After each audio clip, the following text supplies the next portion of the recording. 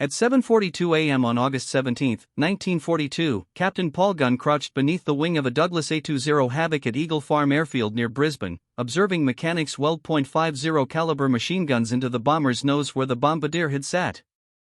43 years old, with 21 years in the Navy, his wife and 4 children were imprisoned by the Japanese in Manila.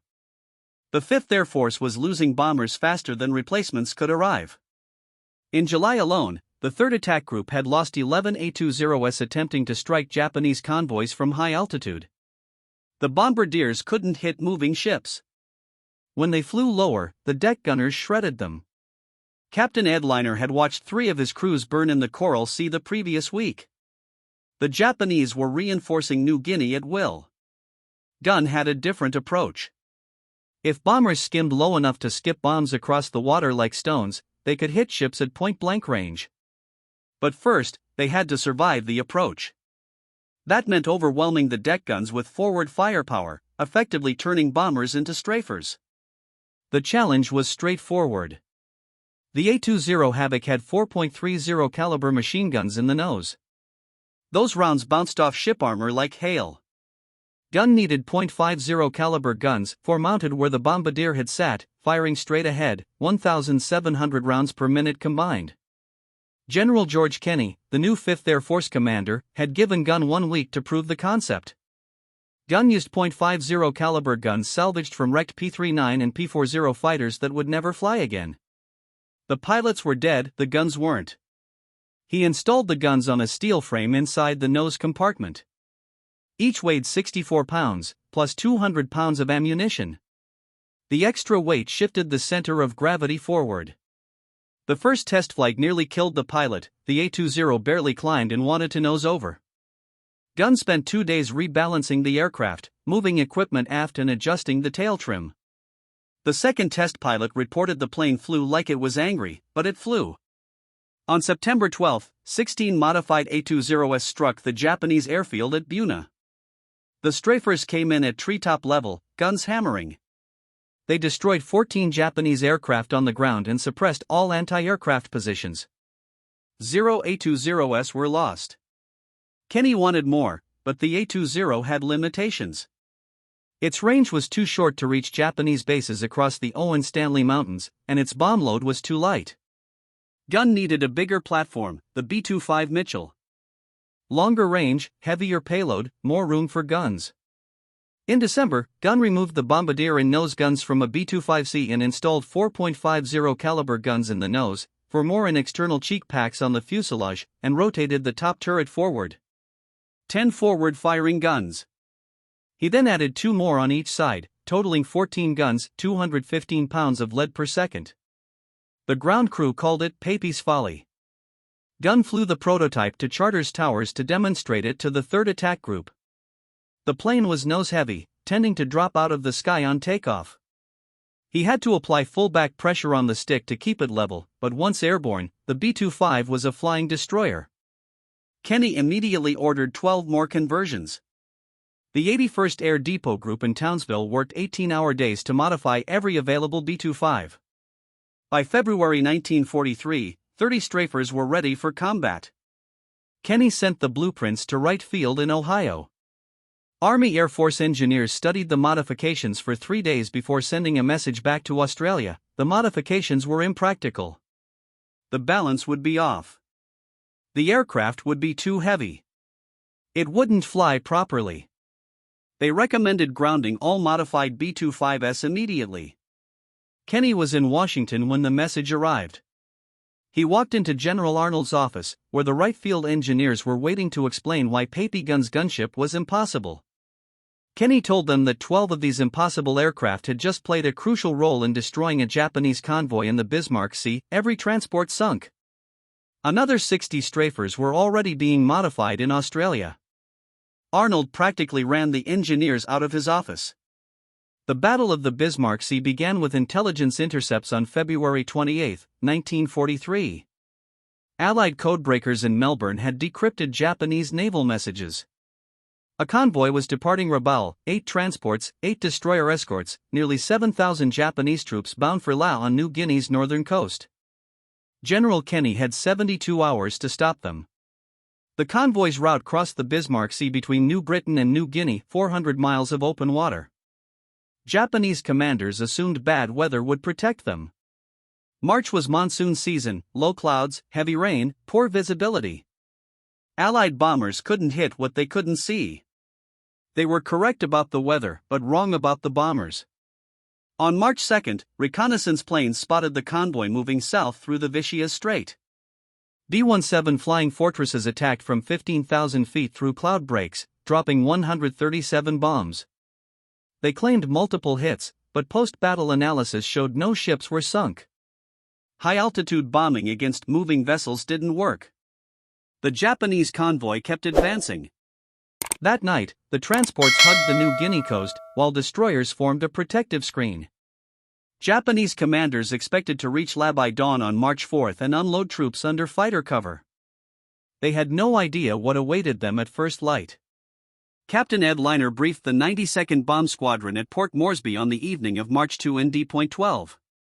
B-25 Strafers, 30 modified A-20 Havocs, Royal Australian Air Force ballfighters. For top cover, P-38 Lightnings to handle Japanese Zeros. The Strafers would attack at masthead height 50 feet above the water. Gun range point blank. The plan was simple. Overwhelm the deck guns with concentrated firepower. Skip bomb the ships while they were stunned. Get out before the Zeros arrived. Lehner had flown one practice mission using this tactic. 1. His navigator asked what happened if the strafer took fire in the approach. Lehner said they'd find out tomorrow. The briefing ended at 2,200 hours. Nobody slept. At 6:30 on March 3, the strike force assembled over Cape Ward Hunt. 137 aircraft. B-7S would attack first from altitude to draw the defensive fire high. Then the strafers would come in low. The Japanese convoy was 70 miles northwest of Leh when the B-7S arrived. The heavy bombers attacked through scattered clouds. The transports opened fire with every gun. The sky filled with black puffs. One B-7 took flak damage and turned back. The rest pressed the attack. Then the strafers arrived. Lehner led the B-25s in from the southeast at wavetop height. 14 forward-firing guns per aircraft, 168 guns total across 12 strafers. They came in line of breast, a wall of firepower 300 yards wide. The Japanese crews on the transport Kyoku Simaru saw them at 2 miles. The ship's captain ordered hard to starboard. Too late. The B-25s opened fire at 800 yards. The 50 caliber rounds walked across the water like a chainsaw. They hit the ship's superstructure, shredded the bridge, killed the anti-aircraft crews before they could traverse their guns. 3 B-25s dropped bombs at 100 yards. The first bomb skipped off the water, hit the hull below the waterline, detonated inside the engine room. The second bomb hit amidship. The third bomb missed. Kyukmaru was dead in the water 30 seconds after the strafers arrived. Burning, listing to port. The ship would sink in 40 minutes. And that was just the first transport the transport Tio Maru tried to run. The captain pushed the engines to full speed, 15 knots maximum. The B-25 strafers were doing 240 knots. The math was simple. 4 strafers bracketed Tiyamaru from both sides. The 50 caliber streams converged on the deck. The anti-aircraft crews died at their guns. The bridge windows shattered. The ship's executive officer took 3 rounds through the chest. The captain lasted another 10 seconds before a burst cut him down. The strafers dropped 8 bombs total. 5 hit. The ship broke in half. Japanese soldiers were below decks when the hull split. Most never made it. Topside. The transport sank in 6 minutes. Survivors jumped into the Bismarck Sea wearing full combat gear. The packs dragged them under. Australian bow. Fighters strafed the decks of the destroyer Shikami as it tried to screen the transports. The destroyer's anti-aircraft fire hit one bow fighter. The Australian pilot kept coming. His forward guns rad the destroyer's deck from bow to stern. The Japanese gun crews went down. When the B-25 strafers arrived, Shikami had no defense. 3 strafers attacked from different angles. The destroyer tried to turn into the attack. Too slow. Bombs hit port side, starboard side, and amidships. The destroyer didn't sink immediately, but it was finished. Dead in the water. Fires spreading. The crew abandoned ship. 2 hours later. By 0900 hours on March 3, the Japanese convoy was scattered across 40 square miles of ocean. 5 transports sinking or burning. 2 destroyers crippled. The remaining ships tried to make flay. They didn't make it. The strafers returned at 1,400 hours. Fresh bombs, full ammunition loads. The Japanese had no fighter cover. The Zeros had landed at Lely to refuel. They were on the ground when the second wave arrived. The transport Io Maru took 12 bomb hits in the second attack. The ship's magazine detonated. The explosion was visible from Port Moresby, 130 m away. When the smoke cleared, there was nothing left. No wreckage, no survivors. 1,800 Japanese soldiers gone in 3 seconds. Captain Ed Lehner Strafer came in low over the transport Io Maru. His co-pilot counted 14 separate fires on the deck. Japanese soldiers were jumping overboard. The anti-aircraft guns were silent. Lehner's bombardier released at point-blank range. 2 bombs, both hit. The transport settled by the stern and capsized. The modified A-20 Havocs hunted the crippled destroyers. The destroyer Asashio tried to rescue survivors from the water. 3 A-20s attacked from different directions. The destroyer's crew was focused on rescue operations. They never saw the strafers until the guns opened fire. Asio took bomb hits on the forward deck and bridge. The destroyer burned through the night and sank at dawn on March 4. By the evening of March 3, the entire Japanese convoy was destroyed. 8 transports sunk. 4 destroyers sunk. Of the nearly 7,000 Japanese troops that left Ravel, fewer than 1,200 reached Leh, 2,700 were rescued and returned to Ravel. The rest died in the Bismarck Sea. Allied losses: 4 aircraft, 1 B-7, 3 P-38s, 13 air crew killed. General MacArthur called it one of the most complete and annihilating combats of all time. The Japanese never again attempted to reinforce New Guinea by convoy. The war in the Southwest Pacific had turned, and it turned because of Paul Gunn's impossible gunship. Back in Australia, the Wright Field engineers were drafting their formal report explaining why the B-25 modifications couldn't possibly work. Kenny sent a message to General Hap Arnold in Washington on March 5. The subject line read, "Commerce Destroyer Modifications Approved for Production." The body of the message contained one paragraph. 12 B-25 strafers had just destroyed an entire Japanese convoy. Request immediate factory integration of forward gun package into all B-25 production aircraft. Arnold called North American Aviation's President J.H. Dutch Kindleberger that afternoon. Kindleberger said his engineers needed to see the modifications. Arnold said he was sending the man who designed them. Paul Gunn was going to California. Gunn didn't want to leave Australia. His wife Polly and their 4 children were still in the Santo Tomas internment camp in Manila. The Japanese had held them since January 1942. 14 months. Gunn flew every mission hoping he'd get closer to liberating the Philippines. Going to California meant going in the wrong direction. Kenny made it in order. The 5th Air Force needed factory-built strafers, hundreds of them. Gunn was the only man who could show North American aviation how to do it right. The general promised Gunn would be back in the Pacific within 6 weeks. Gunn landed in Long Beach, California on March 27, 1943.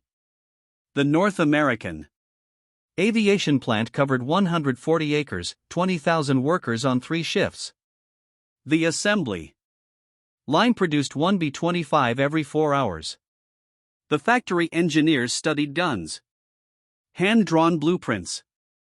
They asked about stress calculations. Gunn said he didn't have any. They asked about wind tunnel testing. Gunn said he'd tested it by flying.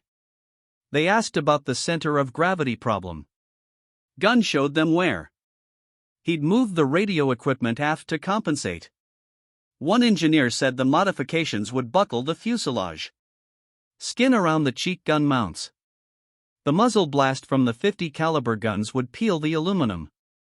Gunn said it did. Then he showed them the blast tubes he'd welded to extend beyond the propeller arc. Problem solved.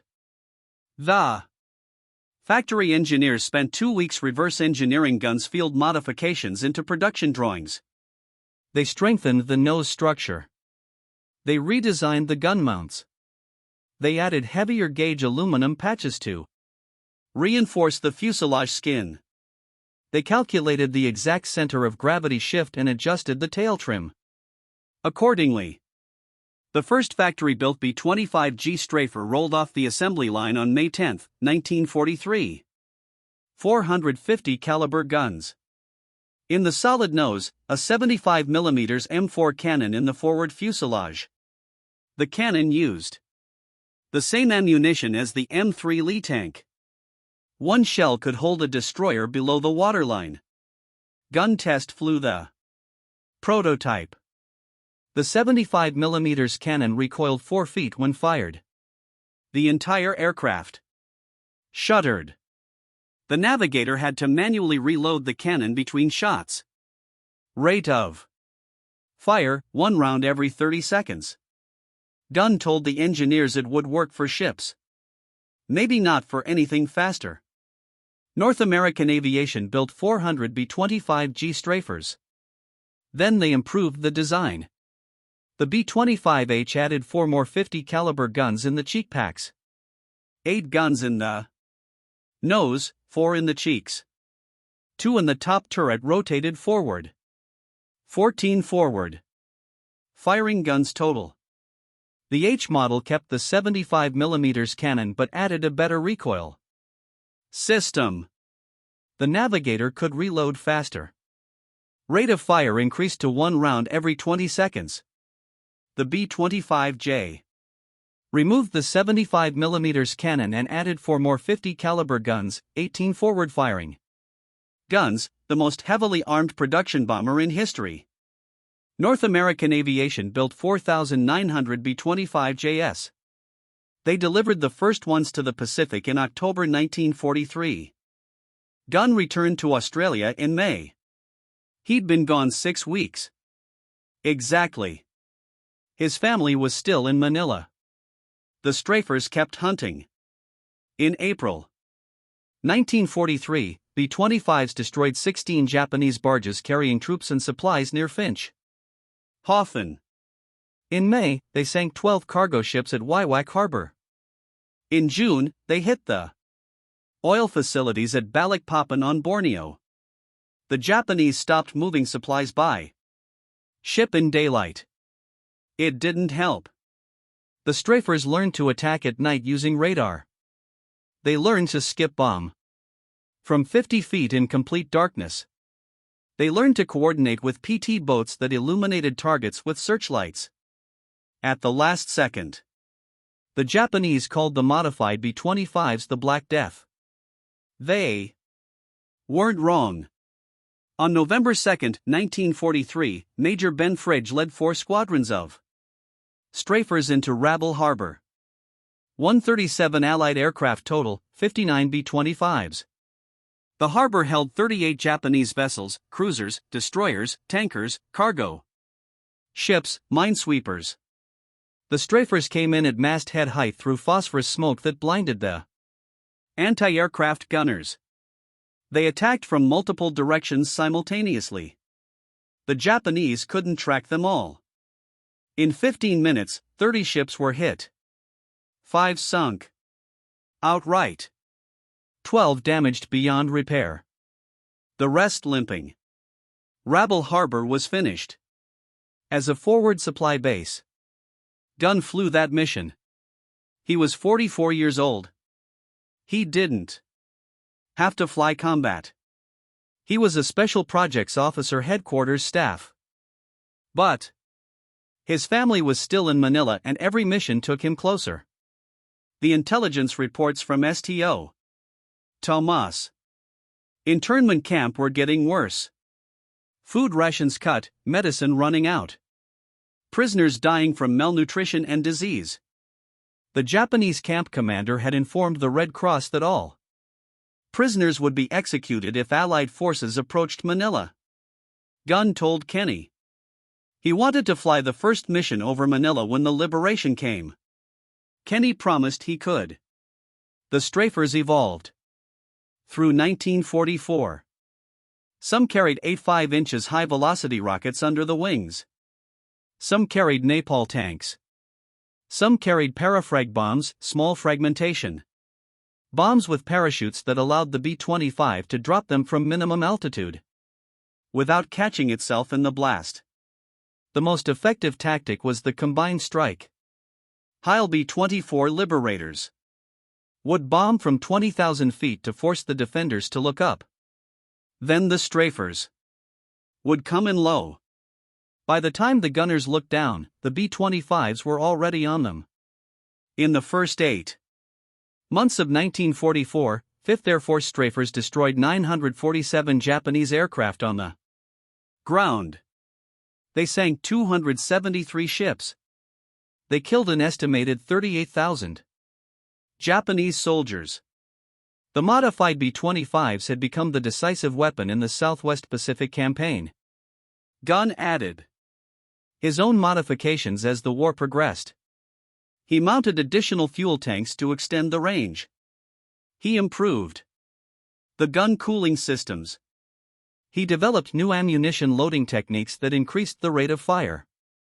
Some B-25s in the Pacific carried modifications that existed nowhere else because Gunn had invented them the night before a mission.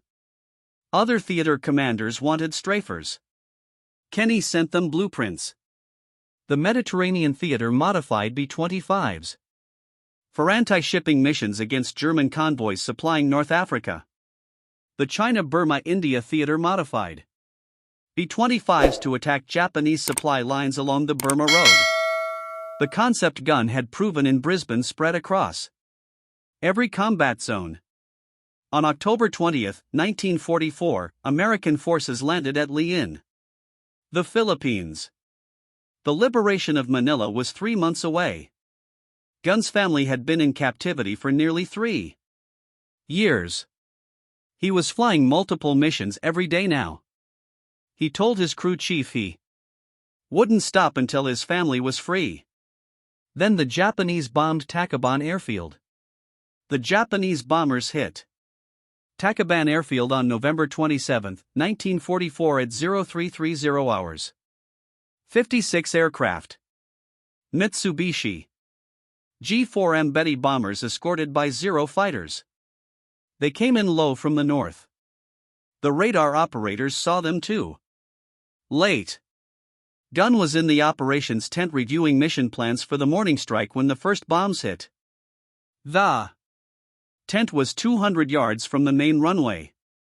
Too close. The blast wave knocked him off his feet. Shrapnel tore through the canvas walls. A fragment hit Gunn in the left leg. Another hit his shoulder. The medical officer found him trying to stand. Blood soaking through his flight suit. Gunn said he needed to check on his aircraft. The doctor said he needed surgery. Gunn made it 30 feet before he collapsed. They evacuated him to the hospital at Lee. The leg wound was serious. The shrapnel had severed an artery. The surgeon said Gunn wouldn't fly again for 6 months minimum, probably longer. The injuries qualified him for medical retirement. 45 years old, 26 years of service between the Navy and Army. He'd earned the right to go home. Gunn told the surgeon he wasn't going anywhere until his family was free. The Battle of Manila started on February 3, 1945. American forces fought house to house through the city. The Japanese had declared Manila a fortress. They would defend every street. The fighting was brutal. Building by building, block by block. Sto. Tomas internment camp was liberated on February 3, 3,700 Allied prisoners freed. Gunn's wife Polly weighed 89 pounds. His daughter Julia weighed 63. They'd been eating rice and vegetable soup once a day for the past year. His son Nathaniel had malaria. His youngest daughter had dysentery, but they were alive. Gunn flew to Manila on February 4 against medical orders. His leg was still bandaged. He was using a cane. The doctor had cleared him for light duty only. No combat flying. Gunn went to Sto. Tomas instead. He found his family in the makeshift hospital the Army had set up. Polly didn't recognize him at first. He'd lost 40 pounds since she'd last seen him in April 1942. 3 years. He was completely gray. She thought he was a doctor. Then he said her name and she knew. The official Army report stated that Colonel Paul Egan was reunited with his family on February 4, 1945 at Sto. Tomas internment camp, Manila. The reunion lasted 4 hours. Then Gunn returned to Lee. His medical leave wasn't over, but the war wasn't either. The modified B-25s kept flying. Other pilots, other crews, but Gunn's modifications. By the end of the war, North American aviation had built 9,600 B-25 Mitchell bombers. Nearly 5,000 were Strafer variants with forward gun packages based on Gunn's original design. Those Strafers sank over 800 Japanese ships in the Pacific. They destroyed over 2,000 Japanese aircraft on the ground. They killed an estimated 85,000 Japanese soldiers.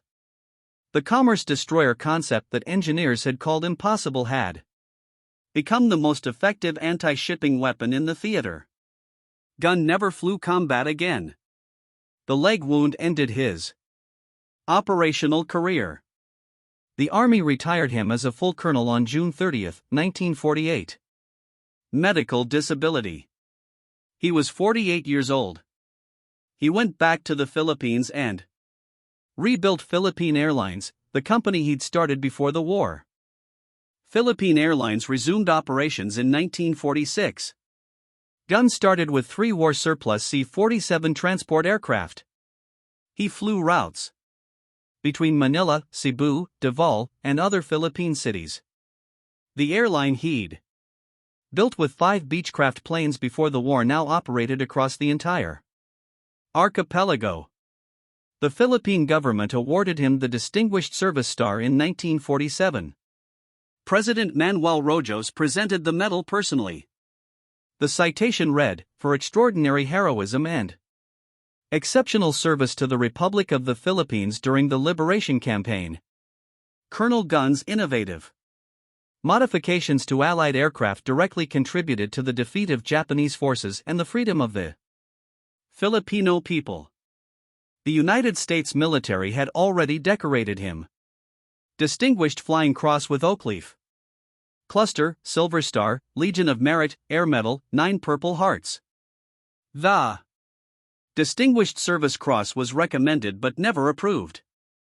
Some officers believed Gun's contributions were technical rather than tactical. They were wrong. General Kenny wrote in his memoir, Papy Gun was the most valuable man in the 5th Air Force. His mechanical genius and combat innovations changed the course of the war in the Southwest Pacific. Without his strafer modifications, the Battle of the Bismarck Sea would have been a Japanese victory. Without Bismarck Sea, we would have lost. New Guinea. Without New Guinea, the road to the Philippines would have been impossible. MacArthur agreed. In a classified letter to the War Department dated July 1945, MacArthur recommended Gun for promotion to Brigadier General. The recommendation was denied. The Army Air Force was reducing force structure. Promotions were frozen. Gun remained a colonel. He never complained. He'd gotten what he fought for. His family was free. The Philippines were liberated. The Japanese were defeated. That was enough. Philippine Airlines expanded through the late 1940s and early 1950s. Gun acquired DC-3 aircraft. Then DC-4s, then Convair 340s. The airline established routes to Hong Kong, Bangkok, Singapore. By 1956, PAL was flying to San Francisco. Gun's small Island Airline had become an international carrier. He flew constantly, Manila to Cebu, Cebu to Davao, Davao to Hong Kong. He couldn't stop. The war had taught him that movement meant survival. Standing still meant death. Some of his pilots said Gun was still fighting, still outrunning something. Maybe the memory of Sto. Tomas. Maybe the faces of the men who'd flown his modified aircraft and never came back. On October 10, 1957, Gun chartered a Beechcraft Model 18 twin-engine plane. He was flying from Manila to Baguio. Routine trip 140 miles north. Weather forecast showed scattered thunderstorms over the Cordillera Mountains, but nothing severe. He filed his flight plan at 0800 hours, departure time 0930, expected arrival 1100 hours. The tower cleared him for takeoff at 0928. The weather deteriorated faster than forecast. By 10:30, the Cordillera Mountains were socked in heavy rain, low visibility, turbulence. The Beechcraft's radio went silent at 10:47. Search and rescue teams found the wreckage 3 days later on a mountainside near Baguio. The aircraft had flown into a storm cell. The pilots had tried to climb above it. The winds drove them into the ridge. Impact killed everyone. Instantly. Paul Irvin Gun died on October 11, 1957. He was 57 years old. 58 in 1 week. The Philippine government gave him a state funeral. 6,000 people attended, American veterans, Philippine Airlines employees, former prisoners from Sto. Tomas. General Kenny sent a wreath from the United States. The Manila Times published Gun's obituary on October 12. The headline read, "War Hero Dies in Plane Crash." The article mentioned his distinguished flying cross, his role in the Battle of the Bismarck Sea, his liberation missions over the Philippines, but it couldn't capture what he'd actually done. The numbers told part of the story. 5,000 B-25 strafers built with his modifications, 800 Japanese ships sunk, 2,000 aircraft destroyed on the ground, 85,000 enemy soldiers killed. Those were the official statistics, but the real impact was different. The strafer concept changed how air forces thought about bombers.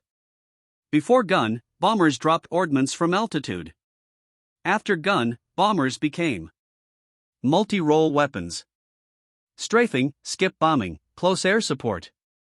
The AC-130 gunship used in Vietnam was a direct descendant of guns B-25 modifications. So was the A-10 Warthog.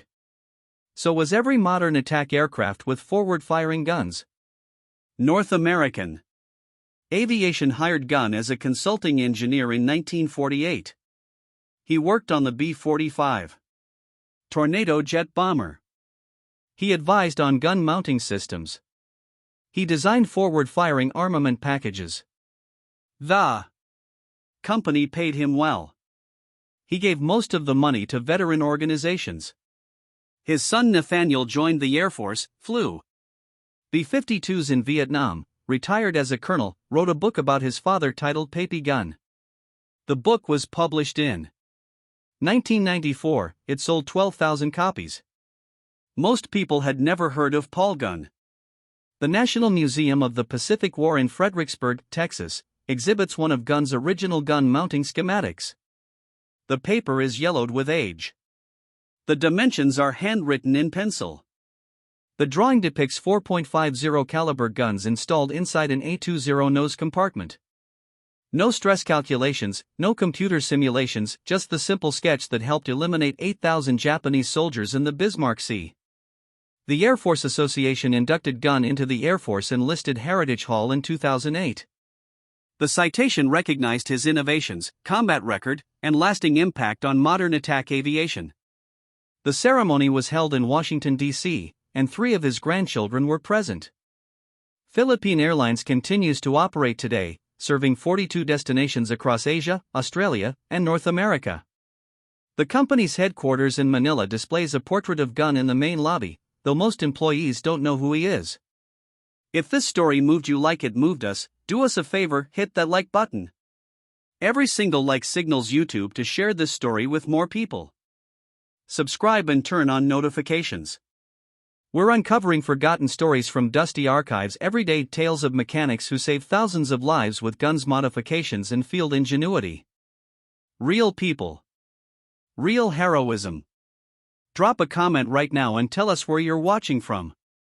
Are you in the United States, United Kingdom, Canada, Australia, or the Philippines? Our community spans the globe. You're not just a viewer, you're part of keeping these memories alive. Tell us your location, and let us know if someone in your family served. Just let us know you're here. Thank you for watching, and thank you for helping ensure that Papy Gun doesn't fade into obscurity. These men deserve to be remembered, and you're helping make that happen.